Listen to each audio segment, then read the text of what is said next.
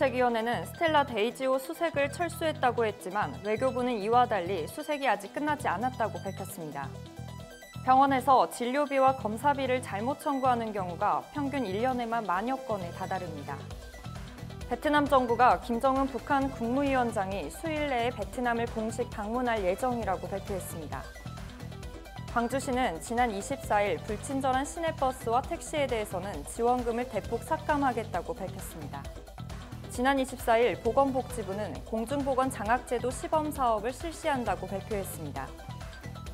자세한 소식 뉴스에서 전해드리겠습니다. 시청자 여러분 안녕하십니까? 신동아 방송 강다혜입니다. 2년 전 남대서양에서 침몰한 스텔라 데이지호 수색 과정에서 사람뼈로 추정되는 유해가 발견됐습니다. 그런데 지난 23일 수색을 맡은 미국 업체가 사고 해역에서 수색을 철수했습니다. 시민대책위원회는 스텔라 데이지호 심해 수색을 진행 중인 오션 인피니티가 수색 현장에서 철수했다고 밝혔습니다. 시민대책위원회는 이날 보도자료를 통해 업체는 이번 1차 수색을 끝으로 모든 수색이 종료되고 2차 수색은 실시하지 않는다며 이에 실종자들을 깊은 바다에 남겨놓고 아무것도 할 수 없어 매우 낙담하고 있다고 정부의 적극적인 유해 수습 노력을 촉구했습니다. 그러나 외교부는 시민대책위원회와 달리 수색이 아직 끝나지 않았다고 밝혔습니다. 외교부는 현재 오션 인피니티가 가지고 있는 장비로는 유해 수습이 아직 가능하지 않기 때문에 다른 장비를 가지고 가야 한다며 수색이 완전히 끝난 것이 아니라고 말했습니다. 한편 외교부는 어떻게 유해를 수습할지를 협의한 이후 새로운 장비를 가지고 유해 수습을 하게 될 것이라고 덧붙였습니다. 병원 가서 치료받고 나면은 아파서 정신도 없고 또 잘 모르기도 해서 그냥 내란 돈을 다 내는 게 보통입니다. 그런데 98만 원을 내라고 해서 심사평가원 쪽에 확인을 했더니 병원 측에서 착각했다며 3만 원만 내면 된다고 하는 황당한 사건이 일어났습니다. 문 씨의 아버지는 서울의 한 대학병원에서 뇌종양을 검사하기 위해 MRI를 찍었습니다. 검사비로 약 98만 원이 나왔는데 생각보다 비싸 의아해하고 건강보험 심사평가원을 통해 진료비 확인을 요청하자 병원은 그제서야 결제를 취소하고 약 3만 원만 받았습니다. 이렇게 진료비와 검사비를 잘못 청구하고 환불하는 경우는 지난 5년 평균 1년에만 만여 건으로 약 20억 원입니다.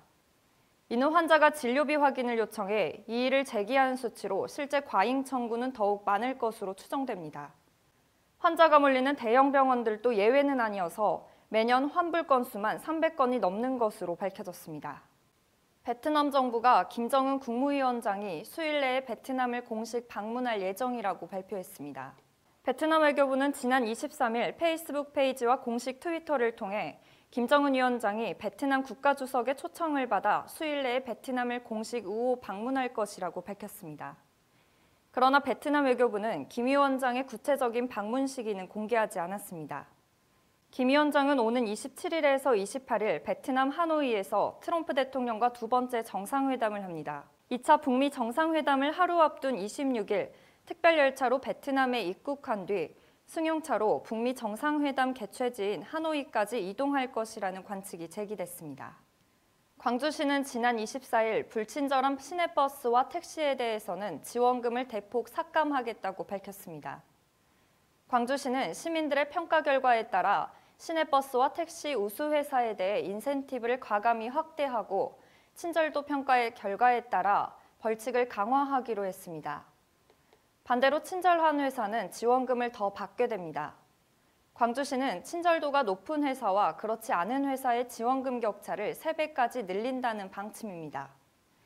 이 같은 대책을 세운 것은 시내버스와 택시의 불친절 민원이 갈수록 늘고 있기 때문입니다. 광주시는 최근 택시 요금이 인상된 가운데 강도 높은 대책으로 대중교통 서비스 향상과 친절도를 시민들이 체감할 수 있도록 하겠다고 밝혔습니다. 지난 24일 보건복지부는 공중보건 장학제도 시범사업을 실시한다고 발표했습니다. 최근 공공보건의료의 중요성은 커지는 반면 이 분야에 종사할 인력은 부족한 상황입니다. 복지부는 이러한 문제를 해결하기 위해 지난 20여 년간 중단됐던 공중보건 장학제도를 다시 실시할 방침입니다. 보건복지부는 지원한 학생에 대해 서류평가와 면접을 통해 최종 20명을 선발할 예정입니다. 선발된 학생이 졸업할 때까지 장학금도 지원합니다. 또 공공의료에 대한 교육 기회를 제공하고 지도교수를 지정하여 멘토링도 실시할 예정입니다. 복지부는 이는 단순한 장학금 지급 사업이 아닌 지역 의료 격차를 해소할 의사를 양성하는 것이 목적이라고 밝혔습니다.